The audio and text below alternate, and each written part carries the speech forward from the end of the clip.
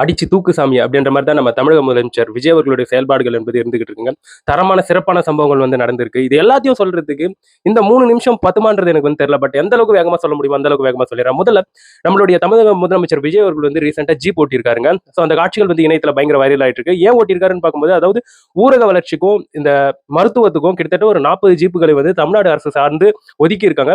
So அதனுடைய சிறப்பு ஓட்டம் என்பது அதை ரீசெண்டா வந்து தொடங்கி வச்சிருந்தாங்க. இப்போ விஜய் அவர்களே அந்த ஜீப்பை ஓட்டியிருக்கக்கூடிய விஷயங்கள் வந்து இப்போ பிரபலமாயிட்டு வருதுங்க. இன்னொரு பக்கம் வந்து ஜோதிடர் இருக்காரு பாத்தீங்களா, விஜய் அவர்களுடைய ஜோதிடர் ரத்தன் பண்டிட் அவர்கள், அவர் ஒரு ப்ரெடிக்ஷனை வந்து முன் வச்சிருக்காரு. அதுதான் இப்ப பயங்கர ஷாக்கிங்கா சோசியல் மீடியால வந்து போயிட்டு இருக்கு. அதாவது விஜய் அவர்களுக்கு பிரதமர் ஆகக்கூடிய யோகம் என்பது இருந்திருக்கு அப்படின்ற இந்த விஷயத்த வந்து சொல்லிட்டு இருக்காரு.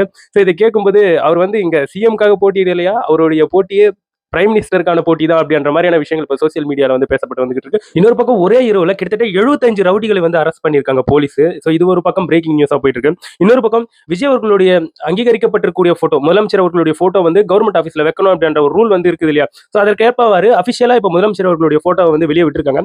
அந்த போட்டோக்கு எவ்வளவு ஆர்டருங்க மக்கள் விஜய் அவர்களுடைய போட்டோக்கு வந்து நிறைய ஆர்டர் கொடுத்துருக்காங்க.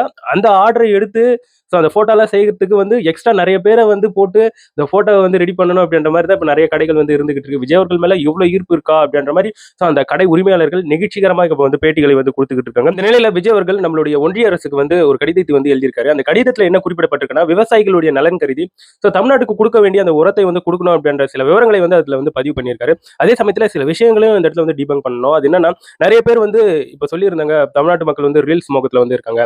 ஸோ நிறைய பேர் சோசியல் மீடியா அடிக்ஷன்ல இருக்கிற மாதிரி அப்படின்ட்டு பேசியிருந்தாங்க.